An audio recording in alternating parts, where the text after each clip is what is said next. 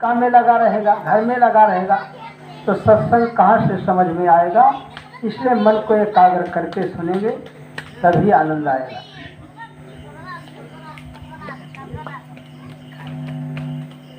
चालू हुआ। न गुरोरधिकं तत्त्वं न गुरोरधिकं तपः, गुरो ज्ञानात् परं नास्ति तस्मै सद्गुरुवे नमः। ध्यानमूलं गुरोर्मूर्ति, पूजामूलं गुरोपदं, मंत्रमूलं गुरोर्वाक्यं, मोक्षमूलं गुरुकृपा। गुरुदेवो गुरुधर्मो गुरुनिष्ठा परं तपः, गुरो परतरं नास्ति नास्त्यं गुरो परम्। सर्वे भवन्तु सुखिना, सर्वे सन्तु निरामया, सर्वे भद्राणि पश्यन्तु मा कश्चित् दुर्भाग् भवेत्। अर्चनी बन्नी मुद मंगलमय संस्मार, धर्म प्रेमी बंधुओं, श्रद्धा मूर्ति माताओं, बहनों, बच्चों, अभी आप लोगों ने अनेक संत गुरुजनों के द्वारा बहुत सुंदर भजन एवं विचार श्रवण किए। मैं एक सदगुरु कबीर साहब के शब्द को लेकर के कुछ आप लोगों के बीच व्यवहारिक और परमार्थ की बात करता हूँ। सदगुरु कबीर साहब कहते हैं, संतों घर में झगड़ा भारी, रात दिवस में उठ उठ लागे 5 ढोठा एक नारी। न्यारो न्यारो भोजन चाहे 5 अधिक स्वादी, कोई काहू का हटा न माने आपो आप मुरादी।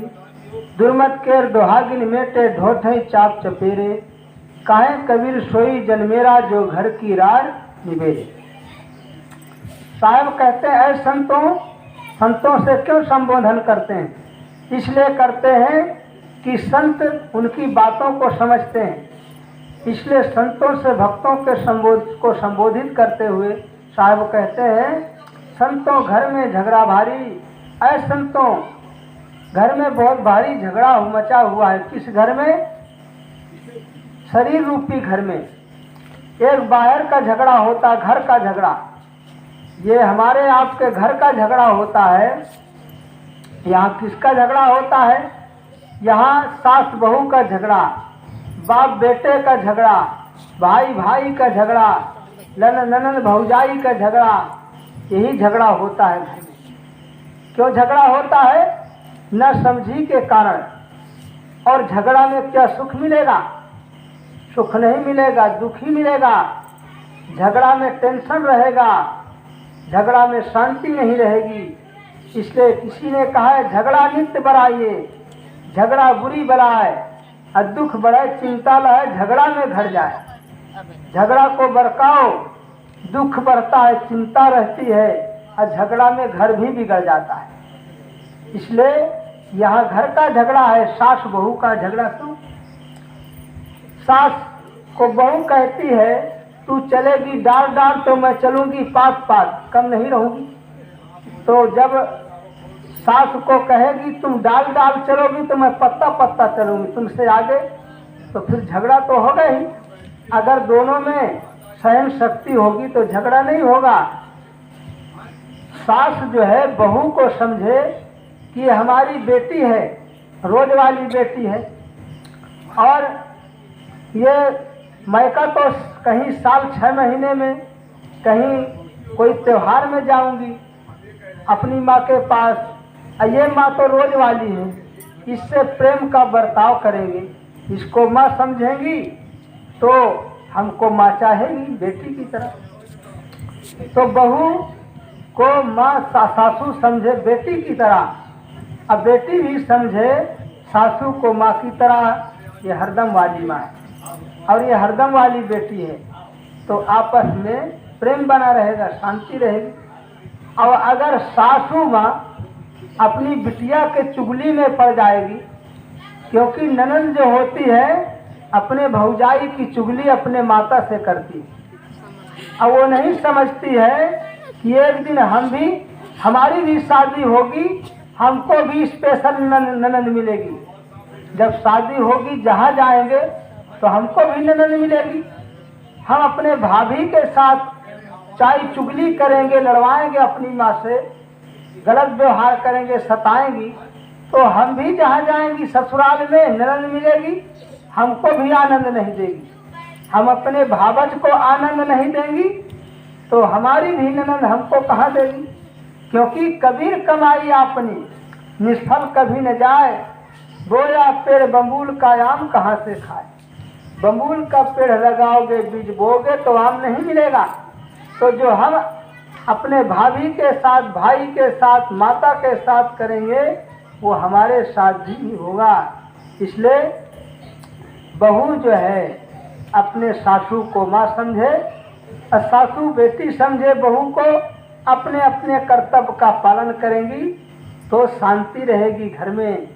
जब और बेटा बाप को प्यार आदर देगा और बेटा जो है बाप को आदर देगा, अब बाप बेटा को स्नेह देगा, प्यार देगा तो आपस में सुमति रहेगी।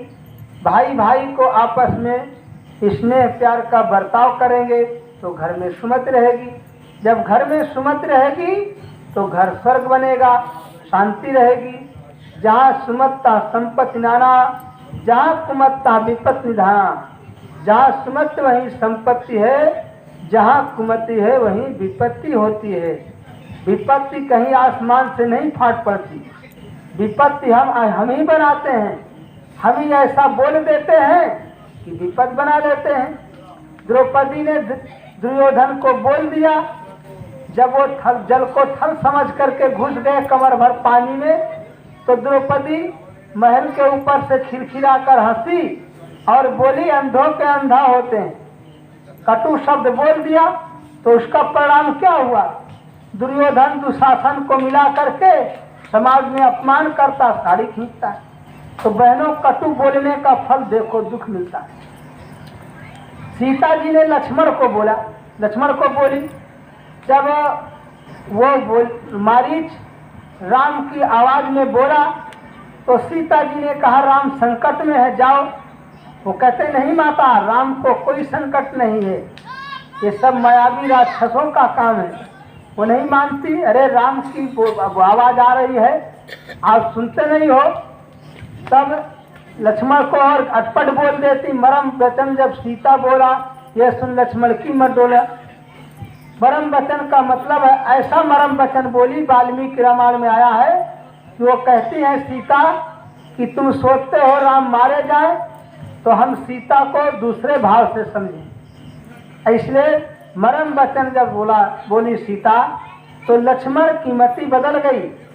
जब मैं इनको समझता हूँ माँ के समान, और ये मेरे लिए क्या सोचती है, तब भी देखो कि रक्षा के लिए लक्ष्मण रेखा खींच देते हैं कि इसके बाहर माँ नहीं निकलना, इसके बाहर नहीं निकलना। तब रावण मायावी भेष बनाकर आता है साधु का और उसके अंदर आने लगता है भिक्षा लेने के लिए, तो वो आग धड़कने लगती है। तब वो लौट जाता है, कहता है अरे इसमें क्या है, तो कहता मैं बंधी भिक्षा नहीं लेता हूँ, बंधी भिक्षा नहीं लेता हूँ। तो सीता जी सोचे अगर नहीं दान देते हैं तो गृहस्थी धर्म का अपमान होगा, तो खुद निकल के दान देने जाती है तो रावण पुष्पक विमान में उठा ले जाता है। इस प्रकार से रामायण में आप लोग सब जानते कहानी। तो कहने का मतलब है लक्ष्मण को कटु बोल दिया सीता जी, तो देखो कितना दुख उठाना पड़ा। रावण हर ले गया और उसको सीता को वापस लाने के लिए राम को युद्ध करना पड़ा, जाकर के इतनी मुसीबत झेलना पड़ा। इसलिए लोग कहते हैं अरे भाई राम कहानी मत कहो। कोई बात करते हैं आपस में तो कहते हैं राम कहानी मत कहो। राम कहानी माने मुहावरा है, मानो दुख भरी कहानी। राम की कहानी दुख भरी कहानी। देखो सीता को कितना दुख दिया गया, विश्वास न हुआ और वनवास भेज दिया गया वाल्मीकि ऋषि के पास। वो कहते हैं मैं वो रावण नहीं, धोबी कहता है जो सीता को फिर राम ने वापस कर लिया, वो राम नहीं हूँ। तब गुप्तचर बताते हैं तो उनको फिर जंगल भेज देते हैं, निकाल देते हैं बहाने से। और जंगल से भी जब लाते वापस फिर ही भी अग्नि परीक्षा लेते हैं। तो सीता जी को कहते पृथ्वी धस गई दुख में, फट गई, सीता जी समा गई। कहते हैं इस पृथ्वी से पैदा हुई, पृथ्वी में समा गई।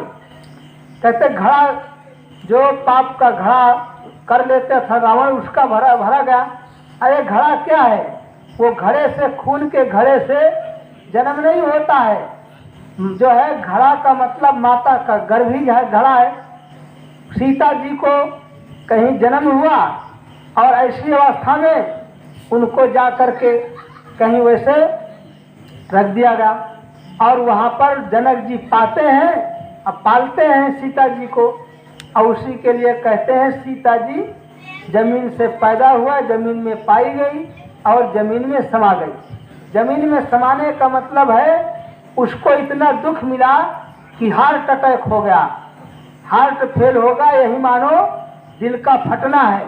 धरती का फटना मानो दिल का फटना। और कहीं धरती ऐसे नहीं फटती कि आदमी समा जाए। आदमी को देखो गाड़ा जाता है, दफनाया जाता तो खोदना पड़ता धरती को, ऐसे थोड़ा होता है। ये एक अलंकार भाषा में बताया गया, गुप्त भाषा में। इसका मतलब यही है, जैसे कहते कबीर साहब जो है वो फूल बन गए पर्दा के अंदर, और फिर मुसलमान हिंदू बांट लिए। वो फूल नहीं हुए। हिंदू मुसलमान दोनों चाहते थे लड़ाई बरकाने के लिए, उनके चेला लोग उनको हटा करके उनमें फूल रख दिया और फिर आकाशवाणी कर दिया कि देखो लड़ाई मत करो, पर्दा खोल कर देखो क्या है। तो पर्दा में मुर्दा नहीं, उसमें फूल था। फूलों को कहे दोनों लोग बांट लो, दोनों लोग बांट लिए फूल को। एक समाधि बना दिए, एक उसमें कब्र बना दिए, और एक मस्जिद बना दिया, एक मंदिर बना दिया, कुछ अपनी समाधि बना दिया। तो दोनों का मगहर में अलग अलग बना हुआ है। और मोदी जी गए थे, हम भी उस समय गए थे, देखे वहाँ उन्होंने मस्जिद में भी चादर चढ़ाया और मंदिर में भी जाकर समाधि में चढ़ाया, और वहाँ प्रवचन किया, भाषण दिया।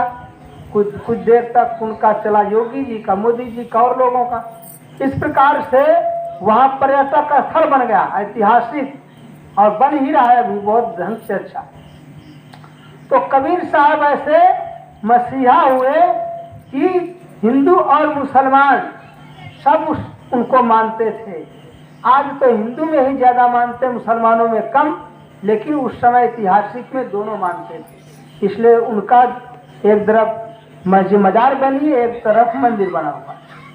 तो कहने का मतलब बंधुओं देवियों ये है, जो मैं कह रहा था संतोष घर में झगड़ा भारी, ये बात को लेकर।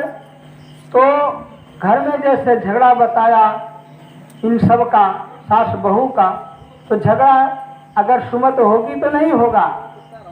सास बहू में एक जगह बड़ा प्रेम था, तो कुमत सोची लड़वा दूं। कुमत जाती है और उनके दिमाग में घुस जाती है, बैठ जाती है। और बहू भोजन बना रही थी, और दाल जो है, दाल डाली, धान डाल दिया और नमक भी डाल दिया। और सासू आती है, वो भी नमक डाल देती है। और जब भोजन परोसती है, बाप बेटे खाते हैं तो नमक ज्यादा। अब वो जो है बच्चे, बाप बेटा दोनों खा लेते हैं, लेकिन कुछ कहते नहीं, आधा खाए छोड़ के चले आए। अब जब बहू सास खाने लगी भोजन, तो अब उसमें नमक ज्यादा। तो कहते हैं अरे माँ हमने नमक डाल दिया था, भी डाल दिया क्या? कहे हाँ बहू। कहे माँ मेरी गलती है, मैं आपसे बताई नहीं। और सासू बोली बेटी मेरी गलती बहू, क्योंकि मैं आपसे पूछी नहीं, क्योंकि तुमने अदहन चढ़ाया, दाल डाला, अब मुझे पूछ लेना चाहिए। मेरी गलती है जो कि मैंने पूछी नहीं। दोनों ने गलती मान लिया और कुमत का दाव नहीं लगा, आगे चले। फिर जो है दूसरे दिन कुमत जो है फिर उनके दिमाग में घुस गई, और शिकार में घी टांगा था। पहले कच्चे बर्तन में, मिट्टी के बर्तन में घी रखा जाता था, और उसको जब सास पकड़ाने लगी तो बहू पकड़ ना पाई। तो बोलती है बहू माँ मेरी गलती है, मैं पकड़ नहीं पाई। सास बोलती बेटी मेरी गलती है, मैं ठीक से पकड़ा नहीं सकी। दोनों ने गलती मान लिया तो कुमति का दांव नहीं लगा। कुमति बोली यहाँ हमारी दाल नहीं गलेगी। इस प्रकार से जब एक दूसरे को गलती अपनी अपनी मान लोगे तो झगड़ा नहीं होगा। जब नहीं मानोगी तो फिर झगड़ा होगा, चाहे सास बहू में हो, चाहे पिता पुत्र में हो, चाहे माँ बेटी में हो, चाहे भाई भाई में हो, सब जगह है। अगर सुमति से काम लोगे तो फिर वहाँ झगड़ा नहीं होगा। एक घर में 4 व्यक्ति थे, माँ, बेटी, बेटा और बहू, 4। और बेटा मास्टर था। मास्टर एक दिन जो है पढ़ाने जाते हरदम, तो एक दिन लोग बोले कि मास्टर साहब आज जो है पैजामा कुर्ता का जमाना हो गया, धोती पहनना बंद करो। धोती अब नहीं चलती है, पैजामा कुर्ता चलता। पहले धोती कुर्ता पर चलता, तो अब तुम भी पैजामा बनवा लो। मास्टर साहब ने कपड़ा लिया, टेलर के हाथ दिया, टेलर ने पैजामा बनाया, 4 अंगुल बड़ा हो गया। अब वो पहन करके चलता है तो घसीटते हुए झाड़ू लगाते चलता है। लोग कहते हैं मास्टर साहब ये कैसा फैशन है। आजकल माताएं बहनें इतनी लंबी धोती पहन लेती है। एक जगह देखा कि एक बहन जो है उसी धोती में फंस कर गिर गई और उसके चोट आ गई। तो इतना पहनना चाहिए, न ज्यादा उटंग रहा है न ज्यादा जमीन में रहे कि पैर में फंस जाए, चाहे स्त्री पुरुष सब के लिए। अब पुरुषों में देखो ऐसा पैंट चल गया, उनका भी नीचे फट जाता है, घिसते घिसते इतना लंबा होता है और नीचे फट गया और गांठ में तो ऐसा पहले से ही फटा रहता है। ऐसा फैशन होता है, कहते ये ऐसा फैशन है, उसको क्या कहते हैं। इस प्रकार से फैशन में दुनिया आ गई। इसलिए किसी ने कहा है लड़कियां फैशन में, लड़कियां फैशन में, लड़के व्यसन में और बूढ़े टेंशन में। यही आज सब परेशान है। लड़कियां ऐसा फैशन में हो गई है कि हमने बारातों में देखा, सब जगह तो नहीं जाते, ज्यादा प्रेमी भगत हुए न माने तो चले जाते हैं, फल वल खा लिए तो फर सिस्टम में खाते नहीं, तो उनका व्यवहार निभा देते, तो जाते तो देखते हैं ऐसा झीना कपड़ा पहनती बहनें कि ठंडी के समय में उनका फैशन बिगड़ जाएगा। सूटर पहनना चाहिए ठंडी में, लेकिन ऐसा कपड़ा पहनती है फैशन दिखाने के लिए कि ठंडी में ठिठुरती है और उनका फैशन न छूटे। इसलिए लड़कियां फैशन में, ब्यूटी पार्लर में जाते, कितना पैसा लगाकर फैशन बनाती। और पहले हमारी माताएं बहनें सलूका पहनती थी। सलूका आज कौन जाने, सलूका पहनती थी, बदन ढक के रहती थी। आज तो पैसा बढ़ गया, कपड़ा घट गया, ऐसा हो गया। इस प्रकार से भाई लोग तो कपड़ा चाहे ठीक से पहने, लेकिन बहनें लोग आधा बदन का कपड़ा पहनती है। हमारे भारत का ऐसी संस्कृति बिगड़ गई। पहले की सभ्यता जो थी आज बिगड़ गई। फैशन में ऐसा हो गया और जबान में, बाणी में कंट्रोल नहीं, और जो नहीं तो बोल जाते हैं। तो इस प्रकार से बंधुओं देवियों, लड़कियां फैशन में, लड़के व्यसन में पड़ गए। वो व्यसन करके शिकार हो गए। गुटखा, तमाकू, शराब, कबाब, ये व्यसन उनका हो गया। और माताएं बहनें भी व्यसन में हो गई। ये भी फैशन और व्यसन इनमें भी आ गया। ये भी गुटखा खाने में कम नहीं। कितनी बहनों को तो देखा शराब भी पीती। बताइए, आज तुम डिप्टी कलेक्टर, मिनिस्टर, राष्ट्रपति तक बनती हो तो अवगुणों को क्यों लेती हो? तुमको पढ़ाई की शिक्षा में इतना अधिकार मिल गया तो फिर तुम गलत मार्ग में क्यों जा रही हो? आगे बढ़ो ना। सीता, सावित्री, मीरा, मंदालसा ऐसी देवियां थी, उनका नाम आ जाए तो हम भी देवी बने। और बूढ़े टेंशन में, बूढ़े लोग टेंशन में पड़े, लड़की लड़का कहा नहीं मानते, मनमानी चलते हैं, तो बिचारों को अब टेंशन होगा, टेंशन में परेशान होते हैं। इसलिए लड़की फैशन को छोड़े, लड़के व्यसन को छोड़े, बूढ़े टेंशन को छोड़े, तभी शांति मिलेगी। तो हम सुमति में बतला रहे दृष्टांत कि अब मास्टर साहब कहते हैं कि हमारा पैजामा बड़ा हो गया है, बहन जी इसको 4 अंगुल काट के सिल दीजिए। बहन जी 4 अंगुल काटने को नहीं स्वीकार करती, सिलने को। वो कहती अरे पैसा तो तुम श्रीमती जी के हाथ देते हो, भाभी जी के, अब काम मुझसे करवाना चाहते हो, मैं नहीं करूँगी। वो जवाब दे दिया। अब पत्नी से कहते हैं, पत्नी कहती सब काम मैं ही करूँ, इतना काम बहन से नहीं करवा सकते हो, मैं नहीं करूँगी। माता से बोले, माता बोली कि बेटा मुझे दिखाई नहीं पड़ता ठीक से, अरे अपनी बहन से ये काम करवा ले, अपनी पत्नी से करवा ले।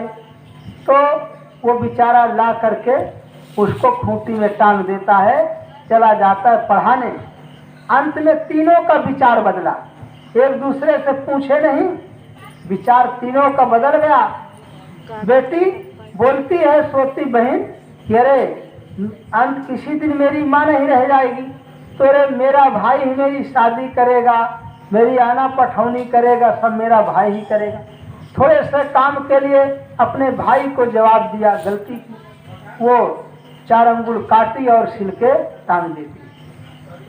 पत्नी का विचार बदलता है कि जिस पति के लिए हमको ये सुहाग मिला है, माथे में सिंदूर शोभता है और हाथों में चूड़ियाँ खनखनाती हैं, पैरों में पायल बजते हैं, वो अपने हम पति की आज्ञा का उल्लंघन किया, गलती की हमने गलती किया, चलो पति का काम करना चाहिए। वो भी 4 अंगुल काटी और सिल के टांग दिया। माता का भी विचार बदला, अरे मेरा बेटा कहीं छोटे से काम के लिए कहा, अब मैं उसका काम नहीं किया, चलो सुई में धागा डालो, चला जाएगा, काम हो जाएगा। 4-5 बार के प्रयास से धागा सुई में चला गया, खुश हो गई और 4 अंगुल वो भी काट कर सिल के टांग दिया। अब जब मास्टर साहब विद्यालय से आते हैं तो माँ बोलती बेटा तुम्हारा काम हो गया, पैजामा पहनो। अब मास्टर साहब पैजामा पहनते हैं तो न तो पैजामा में रह गया, न तो अंडरवियर में ही रह गया, एको लायक नहीं रह गया। लोग कहते हैं मास्टर साहब ये कौन सा नया फैशन है, हंसते हैं लोग देखकर, मास्टर साहब उतारकर फेंक देते हैं। तो बंधुओं देवियों, ये तो दृष्टांत है समझाने के लिए। मतलब यह है काम तो तीनों ने किया लेकिन सलाह से नहीं किया, इसलिए 4 शक्तियां बेकार गई, समय बेकार गया, सामान बेकार गया, परिश्रम बेकार गया, पैसा बेकार गया, चारों शक्तियां बेकार चली गई। इसी प्रकार जब हम सुमत से काम नहीं करेंगे तो काम बिगड़ेगा, आपस में लड़ाई होगी। अगर सुमत से करोगे बिगड़ भी जाएगा तो कोई किसी को कहने वाला नहीं है। इसलिए ये सुमत का उदाहरण मैंने दिया। तो जब सुमति है घर स्वर्ग बनेगा। इसलिए यहाँ साहब कहते हैं संतों घर में झगड़ा भारी, रात दिवस मिलूट उठ लागे 5 ढोठा 1 नारी। 5 ढोठा और 1 नारी। अभी शरीर में बताते साहब 5 लड़के, ढोठा माने लड़के, ये भाषा छत्तीसगढ़ की है। ढोठा लड़कों को कहते हैं और डोकरिया डोकरा कहते हैं। बुढ़िया बुढ़वा को, बुढ़िया को डोकरी, बुढ़वा को डोकरा, वो भाषा है। तो साहब यहाँ कहते हैं कि 5 ढोठा 1 नारी, 5 लड़के और 1 स्त्री, ये 6 जीव को परेशान करते हैं। इस शरीर रूपी देह में जीवात्मा बैठा हुआ है, ये के 5 लड़के और 1 जो स्त्री है, ये 6 परेशान करते हैं। 5 क्या है? 5 इंद्रियों के 5 विषय, आँख नाक कान जिह्वा त्वचा। आँख रूप मांगती है, चलो बढ़िया बढ़िया सिनेमा दिखाओ, और जीभ स्वाद मांगती है, अच्छा अच्छा खाने को देखो, जाती ना लाइन लगाती चाट में, चाट की दुकान में लाइन लगाती है, और वो कहते पान पूरी जो फुल्की होती है तो उसमें लाइन लगाती माता बहने बड़े बड़े घरों की। तो जीभ के स्वाद में, तो जीभ के स्वाद में जीभ कहती चलो बढ़िया बढ़िया चरफरा चरफरा खाएं। कान कहता चलो बढ़िया बढ़िया फिल्मी गाना सुने। नाक कहती चलो बढ़िया बढ़िया सुगंधित फूल और इतर सूंघें। और त्वचा कहती चलो बढ़िया स्पर्श करें। ये 5 इंद्रियों के 5 विषय रूपी लड़के अपनी अपनी ओर खींच रहे हैं। जैसे एक आदमी को कोई चोटी पकड़े, कोई हाथ, कोई पैर पकड़ के खींचे तो क्या दशा होगी? दुर्गति होगी ना। यही दुर्गत हमारी है। सब विषय अपनी अपनी ओर आदमी को खींच रहे हैं। अब आदमी परेशान है। एक एक विषय में मारे गए 5। काहे कभी वो कैसे बचे हैं जिनके लागे 5? एक एक विषय में 5 जीव मारे गए। कौन मारे गए? शब्द विषय में हिरण मारा गया और सांप पकड़ा गया। जब बंगाली बीड़ा बजाता है बेना तो सांप आ जाता है और पकड़ा जाता, पिटारी में बंद किया जाता है। अमृगा बीड़ा की आवाज को सुन करके पास में आ जाता, मस्त हो जाता है। अब अधिक मारता, डंडा टांग टूट जाती, उसको शिकार कर लेता है। तो शब्द विषय में मृगा और सर्प पकड़े गए, मारे गए। और गंध विषय में भौरा फूल सूंघने जाता है, शाम हो जाती है, मस्त हो जाता है। सोचता सुबह होगा, सूरज निकलेगा और रात भर मस्ती लूं, और सुबह सूरज निकलते फूल खिलेगा, निकल जाऊंगा। अब वो शाम हो गई, भौरा बंद हो गया फूल में और हाथी आया, उस फूल को खा गया। अब भौरा हाथी के पेट में चला गया। अब वो मस्ती में सूंघने में आसक्त हो गया। जो लकड़ी में छेद करने वाला भौरा वो फूल की आसक्ति में बंध गया और हाथी के पेट में चला गया। तो आसक्ति के कारण से गंध विषय में भौरा, रूप विषय में पतंगा देखते हो ना, बरसात के समय दीपक जलता है, उसमें तमाम पतंगा आया करके रूप विषय में आगी में जल मरते हैं कि कोई उनको समझ है, मोह में जल जाते हैं। समझ है कोई मोह खाने की चीज, अब मोह में जा करके जल मरते हैं पतंगा। और नए नए जरे पतंगा। आगे कहते हैं स्पर्श विषय में। स्पर्श विषय में हाथी जाता है, एक कागज की हथनी बनाकर लोग कमाल गड्ढे बनाकर उसमें पाट देते हैं, ऊपर रख देते हैं और उसमें भोजन न किए तो करें, करके आए, अगर किए तो बैठे। भाई रात भर नाच देखते हो, थोड़ा हिम्मत रखो। अगर भोजन नहीं किए तो चलो करके आओ, फिर सुनो। और भोजन किए हो तो बैठिए। तब तो घर भर को बाल बच्चों को समेट करके ले जाते हो नाच नौटंकी में। यहाँ थोड़ा हिम्मत रखो, रात भर तो हम चलाते नहीं हैं, हम लोगों का कोई धंधा नहीं है। एक प्रेम में सत्संग के लिए लोगों के यहाँ जाते हैं। तो स्पर्श विषय में हाथी गड्ढा में गिर गया, हथनी से मिलने जाता है, आओ गड्ढा में चला जाता है और महावत अंकुश के द्वारा उसको बस में कर देता है। और रस विषय में मछली, कटिया लगाते हो, कटिया में केचुआ लगाते हो, अब मछली खाने लगती है तो स्वाद में वो फंस जाती है। यही दशा हमारी भी तो है। जैसे 5 विषय में 5 जीव मारे गए, एक एक विषय में मारे गए 5। काहे कभी वो कैसे बचे हैं जिनके लागे 5, जिनके 5 विषय लगे वो कैसे बचेंगे? मनुष्य में तो 5 कितने के। इसलिए 5 के चक्कर में पड़ोगे तो खास में पड़ोगे, गड्ढे में पड़ोगे। इसलिए साहब कहते 5 धोखा एक नारी, 5 लड़के तो ये बताया। एक नारी कौन है? इच्छा वासना। जो हम विषयों को भोगते हैं उनकी इच्छा बन जाती है, वो हृदय में टिकी रहती है, वो टिकी रहती इच्छा। जैसे हम तम्बाकू खाते हैं और सत्संग में बैठे तो हैं, पर इच्छा भीतर बैठी है, तम्बाकू खाने की इच्छा भीतर है। अब बैठे सत्संग में, जब इच्छा प्रबल होती है तब रगड़ने लगते हैं, तो इच्छा होती है। इच्छा रूपी नारी सबके अंदर है। जब वह उदय होती है तो बीड़ी पीने की इच्छा, तम्बाकू खाने की इच्छा, गांजा पीने की, तो वो बलवती हो जाती है, लेके वहीं चली जाती है, दम लगाने लगते हैं। इस प्रकार 5 ढोठा एक इच्छा रूपी नारी, ये हमको 6 परेशान करते हैं। न्यारो न्यारो भोजन चाहे 5वां अधिक सवादी, सबका अलग अलग विषय भोजन है। अब 5 अपने अपने स्वाद में मस्त हैं। कोई काहू का हटा न माने, आपू ही आप मुरादी। कोई किसी का कहना नहीं मानते हैं, सब एक से बढ़ के मुरादी अपने को मानते हैं। आपू ही आप मुरादी। साहब कहते दुर्मत के दुहागिन मेटे, दुर्मत की दुहागिन को मेट दो और ढोठे चाप चपेरे इन ढोठों को लड़कों को चाप चढ़ाओ, कड़ी लगाम करो। और कहे कबीर सोई जन मेरा जो घर की राज निवेरे, वही मेरा घर है, मेरा जन है। जो घर के झगड़े को मिटाता है तो उसका जीवन सुखी हो जाता है। नहीं तो एक तो घर का झगड़ा, भाई परिवार का झगड़ा, और दूसरा झगड़ा शरीर में मन इंद्रियों का, ये भीतर भीतर परेशान करते हैं। बाहर वाला तो कोई छुड़ा देगा, अगर भाई भाई लड़ेंगे तो आदमी छुड़ा देगा, सास बहू लड़ेंगे तो छुड़ा देगा। और तुम्हारे भीतर लड़ाई हो रही है मन में भीतर भीतर, तो इसको कौन छुड़ाएगा? इसको तुम ही समझो, सत्संग में आकर तुम ही छोड़ सकते हो, अपने को छुड़ा सकते हो, बाहर छुड़ाने वाला कोई नहीं। इसलिए की बल छूटे आपने कीड़े छुड़ावे पीऊ, अपने बल से छूटोगे या ये संत गुरु लोग छुड़ाएंगे, बताएंगे। इस प्रकार साहब कहते हैं, कहाँ कबीर सोई जन मेरा जो घर की राज निवेरे, वही मेरा घर जन है जो घर के झगड़े को मिटाता है। तो स्त्री हो या पुरुष सब के लिए है।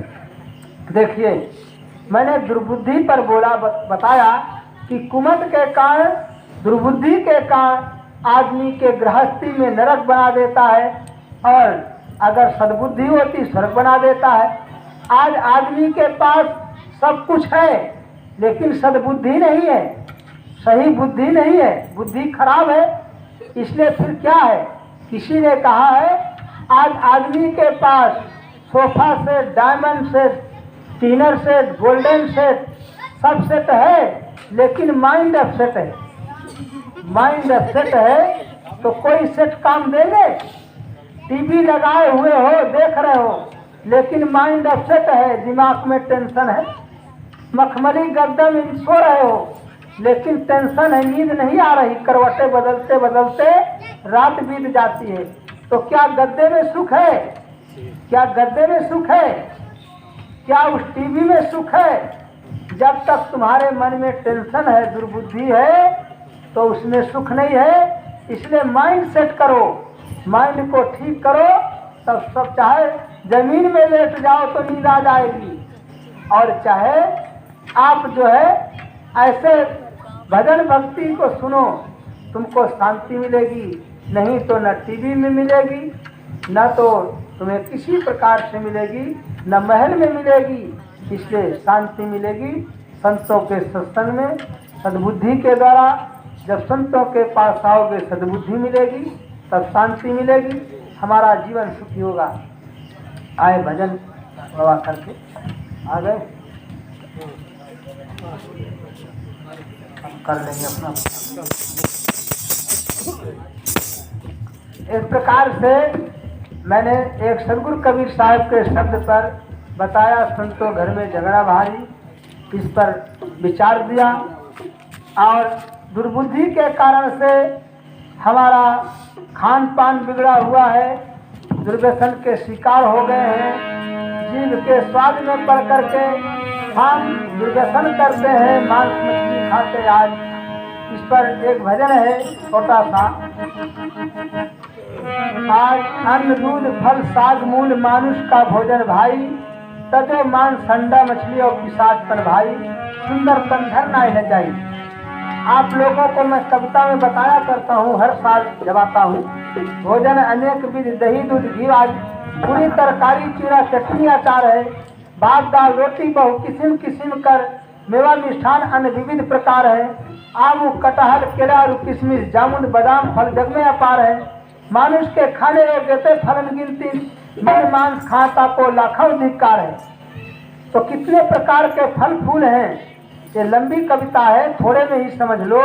फिर भी हम मांसाहार करते हैं। इसलिए सदगुरु कबीर साहब कहते हैं, जीव मत मारो बापुरा सबका एक प्राण, हत्या कबौ न छूटी है जाको तिन सुनो पुराण।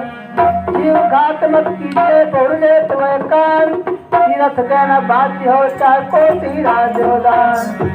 बकरी पाती खाती है खींच जाते है खाल, जो नर बकरी खाते हैं तिनकर कहो नहवान। मछली के चूहा खाती है किसका होता है घात, जे नर मछली खाते हैं जिसके हम पुरजान। जो सिर काटे आर को अपनो हो कटाए, तुलसिया जग आए के बदला कहूँ न जाए। 4 से 6 सास में बात मिली है दो, दुख देने दुख होते है, सुख देने सुख हो। लेकिन खाने वाले बटकाटी करते हैं, उल्टा बना लेते हैं। जे नर मछली खाते हैं मूड़ी पूछ समेत, जे नर मछली खाते हैं मूड़ी पूछ समेत, ते बैकुंठ जाते हैं नाती पूछ समेत। क्या ऐसा काम चलेगा बटकाटी करने से?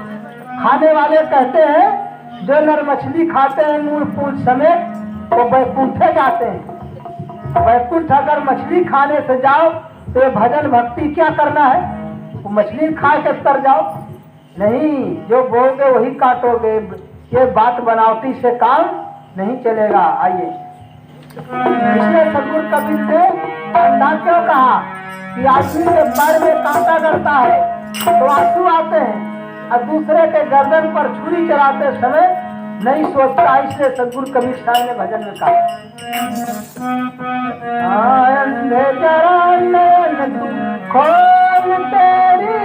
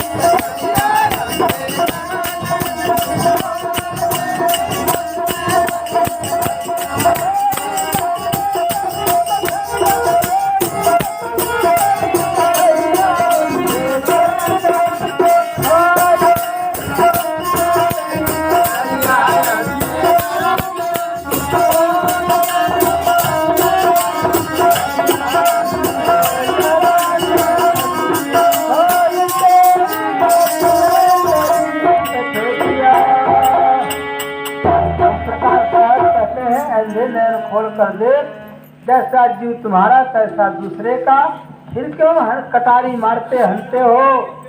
आपन पूज बीमार जो होता है रो रो खोपड़ी फोड़ते हो, देवी देवता के नाम से मनौती करते हो और दूसरे के बच्चे को मारकर देवी देवता को चढ़ा देते हो। तुम ही मनाते हो, मनौती करते हो, तुम ही काटते हो, तुम ही खाते हो। दुनिया में जो नहीं है उनको बता रहे हैं, अंधों का रात ही में सूरज दिखा रहे हैं। मंदिर मनुष्य बनाया, मूर्त मनुष्य बनाई, मानुष सर झुका के पैसा चढ़ा रहे हैं। मानुष कथा सुनावे, मानुष सुनने जावे, अब मानुष शंख घंटा देखो बजा रहे हैं। मानुष प्रसाद देवे, मानुष प्रसाद लेवे, मूर्त को ना ही देखा मानुष ही खा रहे। मनुष्य की सब करामात है। एक मनुष्य मंदिर बनाया कारीगर, एक आदमी बनवाया, एक आदमी प्राण प्रतिष्ठा कर दिया। और आदमी ही तो करता है, आदमी बकरा मानता, आदमी चढ़ाता है, आदमी काटता है, आदमी का सब तमाशा है। देवी देवता के यार से खाता है तो बदला देना पड़ेगा। कोई देवी देवता बताएंगे नहीं। जब जइहा कचहरी जान पड़ी, जब यमराजा लेखा मंगे कागज में बाकी नहीं करी। अब कहे कबीर सुनो भाई साधो, यहाँ की सहबी तुम्हारी हुए नहीं करी।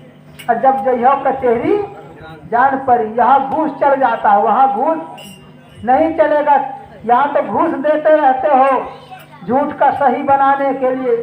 यहाँ के जज को, वकील को घूस देते हो, लेकिन वहाँ का वकील जज घूस नहीं लेगा।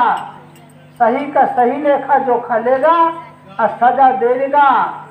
जो पाप करोगे दुख देगा, पुण्य करोगे तो सुख देगा। इसलिए जब मनमानी करोगे तो उसका परिणाम भोगना पड़ेगा। आप तमाम खाने के लिए फल फूल है, उसको क्यों नहीं खाते हो। जीव निकल गया बकरा का, मुर्गा का, आदमी के अंदर का जीव निकल गया, चलो चलो गाड़ो जलाओ। अब बकरा का जीव निकल गया, मछली मुर्गा का, तो वो भी तो मुर्दा होगा। ये मुर्दा को भगाते हो, मुर्दा को पेट में भरते हो। वो मुर्दा में वहाँ शमशान में डरते हो, भूत लगता है। और ये शमशान में पेट नहीं, क्या शमशान, ये पेट चलता फिरता शमशान है। भीतर आदमी शमशान बनाए हुए चलता फिरता है।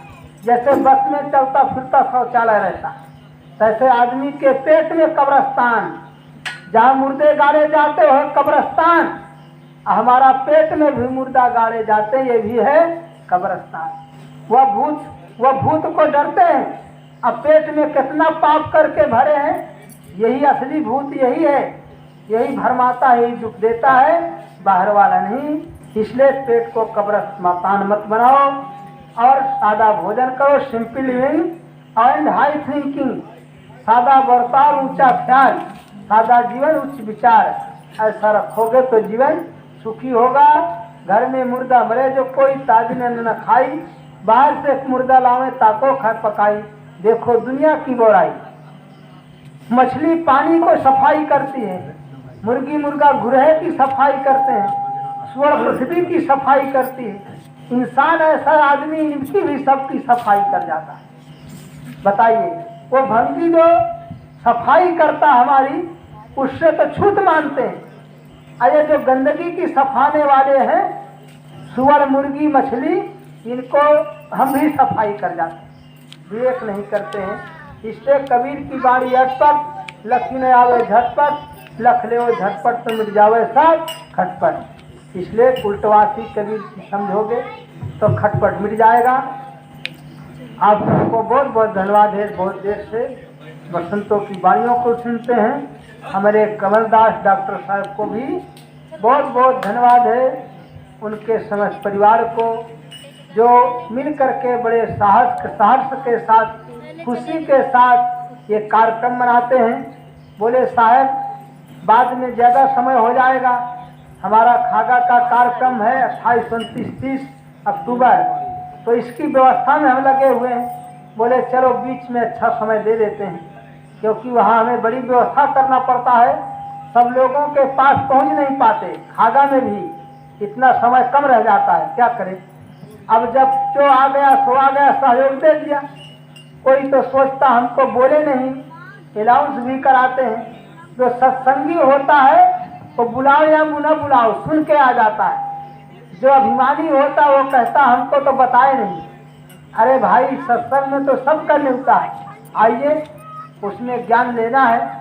भोजन तो अपने घर में हरदम कर लेते हो और जो नहीं पाते उसको लेना है। तो देखिए आप लोग भोजन किए नहीं देर तक किए, हमारे संतों ने हमने कहा नंबर वार कर लो।